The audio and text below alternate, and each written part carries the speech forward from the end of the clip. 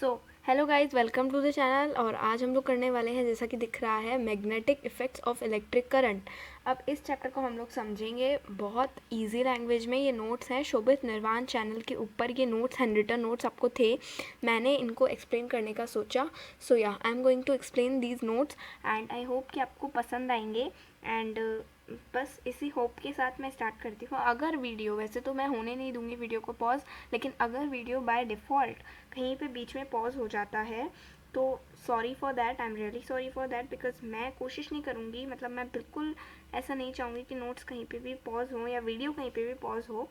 अगर हो जाता है किसी भी दिक्कत से, किसी भी प्रॉब्लम से, now it is much clear I think. So yeah किसी भी प्रॉब्लम की वजह से अगर वीडियो पॉज हो जाता है तो I am really sorry for that now only. और मैं उसके नेक्स्ट ही पार्ट 2 लिख करके एंड इस वीडियो को आगे ले आऊँगी और रीस्टार्ट हम लोग इस चीज़ को कर देंगे। ओके, सो स्टार्ट करते हैं। सो यहाँ पर आपको दिख रहा है चैप्टर का नाम लिखा हुआ है, magnetic effects of electric current, hand written notes, previous year included. Previous year PYQs जो है वो इंक्लूडेड है और ये नोट्स है डिज़ाइन विथ लव शोभित निर्वाण। Okay, and so yeah let's start this. Hans Christian Oersted discovered that, यहाँ से शुरू हो रहा है ये नोट्स, ये शुरू हो रहे हैं एंड हम पढ़ेंगे अब इनको और हम समझते चले जाएंगे। It will be very easy for you and for me too, तो इनको समझने के लिए, ठीक है। तो हम इसको शुरू करते हैं अभी। सो यहाँ पर हम देख सकते हैं hence Christian Oersted discovered that. अब हम इनको थोड़ा सा स्क्रीन वाइज बड़ा कर लेंगे सो दैट ये लिटिल बिट ईजी हो जाएगा for us to understand. अभी दिख रहा है? Yes, so it is now more clear. और अभी ये ठीक है।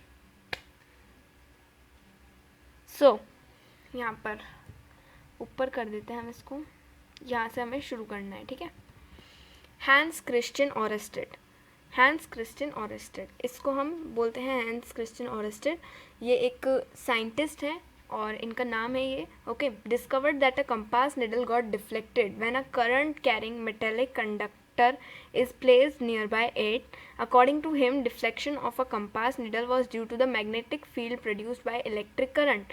तो अब ये जो हमारे साइंटिस्ट हैं या ये जो हमारे हैंस क्रिश्चियन ऑरेस्टेड हैं, इन्होंने ये चीज़ डिस्कवर करी कि जो एक कंपास निडल होती है, मतलब जिसको हम, एक तो कंपास होता है दैट रेडियस कंपास है ना, मैथमेटिक्स वाला, जैसे कि आई कैन शो यू, वो वाला तो मेरे पास होगा भी। So yeah I am not having it right now, otherwise I am having it. So yeah हम सबके पास होता है वो, एंड हम नॉर्मली 6-7 क्लासेस को यूज़ करना स्टार्ट कर देते हैं। But here he is talking about a compass needle. Just denote the word needle, जो नीडल शब्द है इस पर ज़्यादा ध्यान देना है हमको, क्योंकि कंपास नीडल यानी जो हमारा एक कंपास होता है ना, ईस्ट वेस्ट नॉर्थ साउथ, वो वाली कंपास नीडल जो है गॉट डिफ्लेक्ट हो जाती है। यानी कि अगर वो ऐसे है उसकी नीडल, तो वो एकदम से ऐसे डिफ्लेक्शन हो जाता है उसके अंदर, यानी वो टेढ़े मेढ़े हो जाती है। When a current carrying metallic conductor, एक करंट जिसके अंदर मेटेलिक कंडक्टर वो अपने अंदर कैरी कर रही है, वो जो है पास होता है या इस प्लेस नियर बाय इट, या उसको उसके पास प्लेस किया जाता है। इसके ऊपर एक एक्टिविटी भी है, इसके ऊपर एक एक्सपेरिमेंट भी है, जिसमें कि एक हम वायर लेते हैं और उस वायर के अंदर जो है हम क्या करते हैं, सेल अटका देते हैं, मतलब सेल लगा देते हैं, और फिर उसको है जो है हम एक्सप्लेन करते हैं। उसकी पूरी एक्सप्लेनेशन आई होप यहाँ पर भी होनी चाहिए, और वो होती भी है, because I have not red these notes, so I don't know correctly properly, but या सो वो जो है एक कंडक्टर के पास जब उसको प्लेस किया जाता है तो वो डिफ्लेक्ट हो जाती है। तो अकॉर्डिंग टू हिम कौन है यहाँ पर, him is this Hans Christian Oersted. So according to इनके according, deflection of compass needle was due to the magnetic field produce by electric current. तो वो जो डिफ्लेक्शन था कंपास नीडल का, वो इसलिए था क्योंकि मैग्नेटिक फील्ड जो है इलेक्ट्रिक करंट में से निकल रही थी। मैग्नेटिक फील्ड्स क्या होती हैं, इसकी डेफिनेशन भी यहाँ पर आएगी, ठीक है। तो electric current through the metallic conductor produces a magnetic field around it. Electric current through a metallic conductor, जब भी एक मेटेलिक कंडक्टर के अंदर से इलेक्ट्रिक करंट पास हो रहा होता है तो वो अपने आसपास यानी अपने अराउंड में जो है एक मैग्नेटिक फील्ड बना लेता है, प्रोड्यूस कर लेता है, ठीक है, प्रोड्यूस कर लेता है एक मैग्नेटिक फील्ड अपने आसपास में। ओके, सो या सो मैग्नेटिक फील्ड्स क्या होती है? Space surrounding a magnet which a magnetic force is experienced within which a magnetic field is, या एक मैग्नेटिक फोर्स जो है उसको एक्सपीरियंस किया जाता है. It is a vector quantity और SI यूनिट इज टेस्ला. ठीक है, तो मैग्नेटिक फील्ड जो है वो क्या है? वो एक ऐसी स्पेस है, जो कि सराउंडेड होती है with a magnet, surrounding a magnet. So वो जो मैग्नेटिक फील्ड होती है, space surrounding a magnet within which a magnetic force is experienced. एक स्पेस जो कि मैग्नेट, जैसे ये मैग्नेट है, ठीक है, ये यहाँ रख दी गई है, you are able to see. सो यहाँ पर, सो ये यहाँ रख दी गई है, ये मैग्नेट, ठीक है, ये मैग्नेट है, ये यहाँ पर रख दी गई है.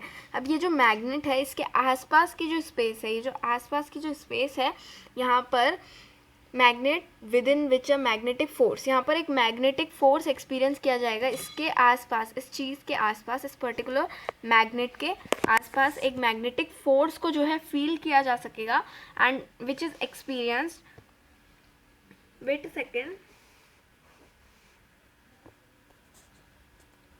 Now it is clear. या सो एक्सपीरियंस किया जा सकेगा, एंड हम इसको कहते हैं magnetic fields, magnetic field line या मैग्नेटिक फील्ड्स. ठीक है, अब ये जो है एक वेक्टर क्वांटिटी है, ये एक वेक्टर क्वांटिटी. अच्छा, वेक्टर का एक शब्द से कुछ हम मीनिंग देख सकते हैं कि जैसे तो वो जो हम बात कर रहे थे वेक्टर क्वांटिटी की. ठीक है, वेक्टर क्वांटिटी क्या होती है? स्केलर क्वांटिटी का अपोजिट हम कह सकते हैं वेक्टर क्वांटिटी को. ठीक है, स्केलर क्वांटिटी का अपोजिट कैसे कह सकते हैं? स्केलर क्वांटिटी का अपोजिट, जो क्वांटिटी, हम वेक्टर की बात करते हैं, स्केलर की बात नहीं करते हैं. तो जो क्वांटिटी किसी डायरेक्शन पे डिपेंड करती है ना, कि कोई डायरेक्शन है, उस पर वो क्वांटिटी डिपेंड कर रही है. जैसे कि अगर हम बात करते हैं मीटर्स की या किलोमीटर्स की, तो वो जो है डायरेक्शन पे डिपेंड करती है कहीं ना कहीं, और कहीं ना कहीं नहीं भी करती है. बट हम अगर यहाँ पे बात करें इसकी, जो है टेस्ला एक ऐसा ही यूनिट है जो कि मतलब वेक्टर क्वांटिटी है. ये मैग्नेटिक फील्ड्स एक वेक्टर क्वांटिटी है, और ऐसा यूनिट इसकी टेस्ला है. इतना सा हमको, इसमें ज़्यादा हमको दिमाग लगाने की ज़रूरत भी नहीं है. Okay, so now magnetic field lines, imaginary lines use to represent magnetic fields. ये लाइन्स इमेजिनरी है फर्स्ट ऑफ ऑल, ये कोई दिखती हुई लाइन्स नहीं है, यहाँ हम इन्हें कहीं भी रास्ते में चलते हुए देख नहीं सकते हैं. ये लाइन्स जो हैं टोटली इमेजिनरी हैं, टोटली इमेजिन करते हैं हम इनको. ये असल में कहीं पर भी किसी भी दुनिया में एग्जिस्ट नहीं करती हैं. सो ये जो है magnetic field lines, imaginary lines use to represent magnetic field. Magnetic field को रिप्रेजेंट करने के लिए कुछ इमेजिनरी लाइन्स हैं जिनका यूज़ किया जाता है. So imaginary lines use to represent magnetic field, यानी कहाँ पे मैग्नेट का जो फोर्स है उसको रिप्रेजेंट करने के लिए इन लाइन्स का, इमेजिनरी लाइन्स का यूज़ किया जाता है. ठीक है, so when iron filings are kept near a magnet, जब भी आयरन फिलिंग्स को एक मैग्नेट के आसपास रखा जाता है, या when iron filings are kept near a magnet, they get arranged in a pattern which represents the magnetic field lines. ठीक है, एक एक्टिविटी इसके लिए हमारे पास आती है which I am gonna show you. So wait, not really, I am not gonna show you them really, but yeah थोड़ा बहुत मैं दिखा सकती हूँ. सो इट इज़ लाइक एक कार्डबोर्ड होता है हमारे पास. ठीक है, which we consider my hand. So this is a cardboard. ठीक है, इस कार्डबोर्ड के हम जो ऊपर की जगह है उस पर हम रखेंगे आयरन फिलिंग्स, और नीचे जो है हम घुमाएंगे मैग्नेट, या हम रखेंगे मैग्नेट. ऐसी कुछ ये एक्टिविटी होती है जहाँ तक मुझे पता है. सो या नीचे ये मैग्नेट हो गई, हमने इसको ही पहले मैग्नेट माना था. सो मैं इसको इस तरह से रखती हूँ, ये मैग्नेट जो है ये इसके नीचे स्टक हो गई. ठीक है, अभी ऊपर हमको आयरन फिलिंग्स रखनी है. सो this is something tape type कुछ है. सो या हमने इसको आयरन फिलिंग्स मान लिया. कि आयरन फिलिंग्स का मतलब क्या है, पहली चीज़ तो आयरन फिलिंग्स क्या होती हैं, जो आयरन होता है ना, आयरन, उसको हम जब छोटे छोटे टुकड़े या पीसेज या भूरा उसका कर देते हैं तो हम उसको आयरन की फिलिंग्स कहते हैं. ओके, सो ये आयरन फिलिंग्स ऊपर रख दी, एंड ये नीचे मैग्नेट रख दी. ऊपर आयरन फिलिंग्स एंड नीचे magnet. Are you able to see? ठीक है, ये कुछ इस तरह का हमारा फिर जो है डायग्राम बनता है.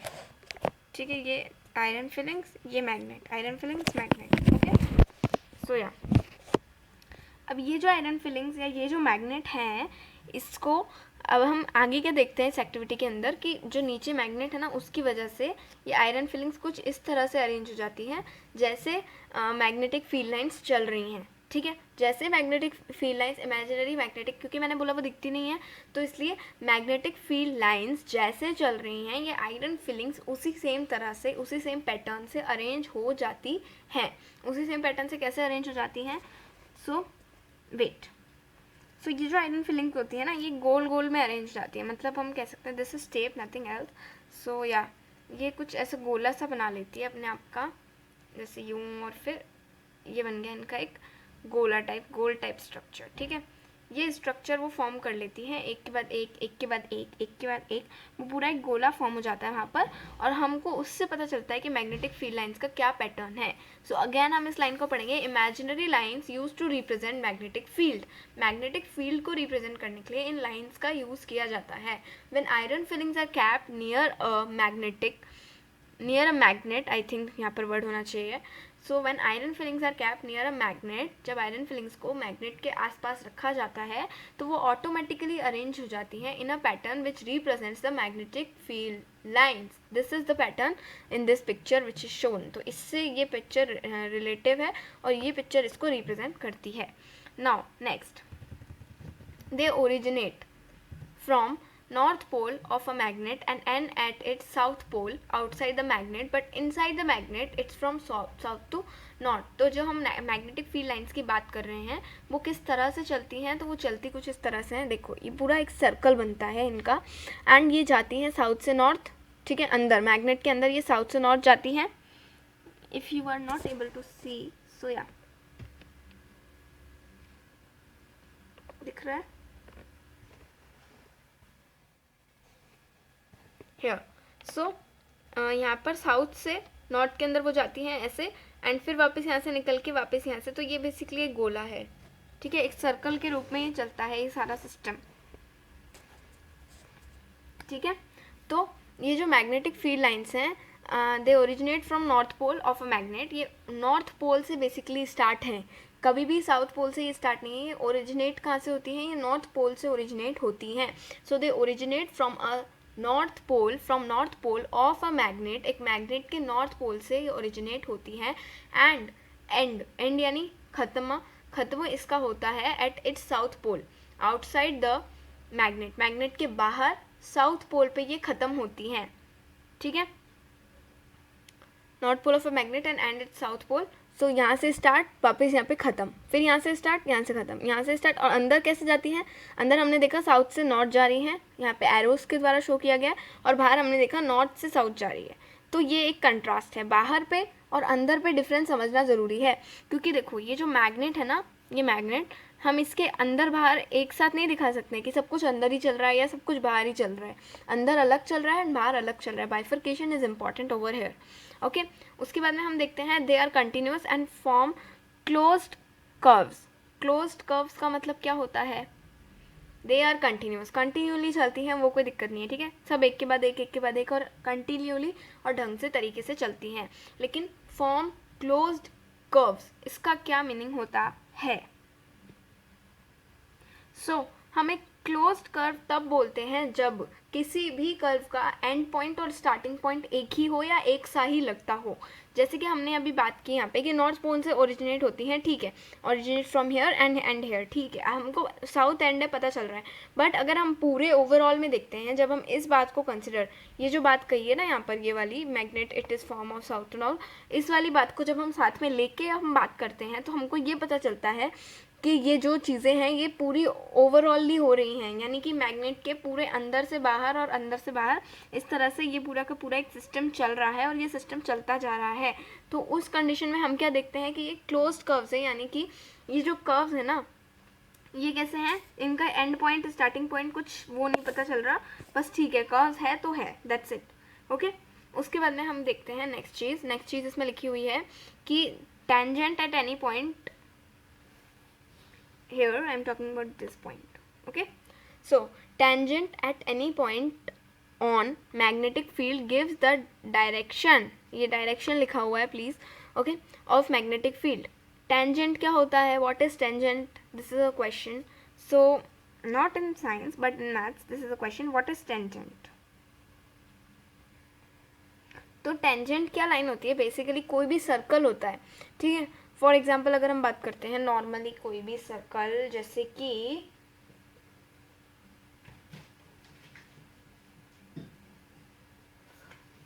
फिर चाहे वो यही क्यों ना हो, ठीक है, परफ्यूम की बॉटल का ढक्कन. सो बेसिकली एक सर्कल है ये. अब अगर हम इस पर एक लाइन टच करवा देते हैं इस तरह से, ये एक स्ट्रेट लाइन है, ये एक सर्कल है, स्ट्रेट लाइन सर्कल, ठीक है. अब हमने इस लाइन पे इसको यहाँ पे ऐसे टच करा दिया है एक पॉइंट पे, ओनली एट वन पॉइंट, ठीक है. बाकी पूरी जगह पे सर्कल के टच नहीं हो रही है ये, ठीक है. मार्कर एक ही जगह पे टच हो रही है. सो जब इस सर्कल के एक पॉइंट पे ये मार्कर टच होता है तो उस पर्टिकुलर पॉइंट से ये जो लाइन टच हुई है, इस लाइन को हम कहते हैं टेंजेंट अकॉर्डिंग टू मैथमेटिक्स, ठीक है. सो ये सर्कल, ये लाइन, ये इनका टचिंग पॉइंट, ये यहाँ से जैसे मैंने होल्ड कर रखा है, वेट.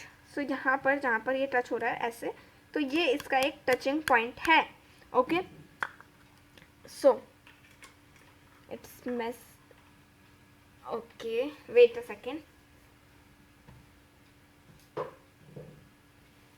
तो जहाँ पर वो परफ्यूम की बॉटल के ढक्कन यानी कि उस सर्कल के ये लाइन टच कर रही थी, वहाँ पर हमने क्या बोला, यहाँ पर क्या है, एक टेंजेंट फॉर्म हो रहा है ऐसे, इस तरह से. So you understood what I mean to say, ठीक है. उसके बाद में वेट अ सेकेंड. सो इस लाइन को आप एक बार वापस से समझिए आंखें बंद करके प्लीज़. ओके,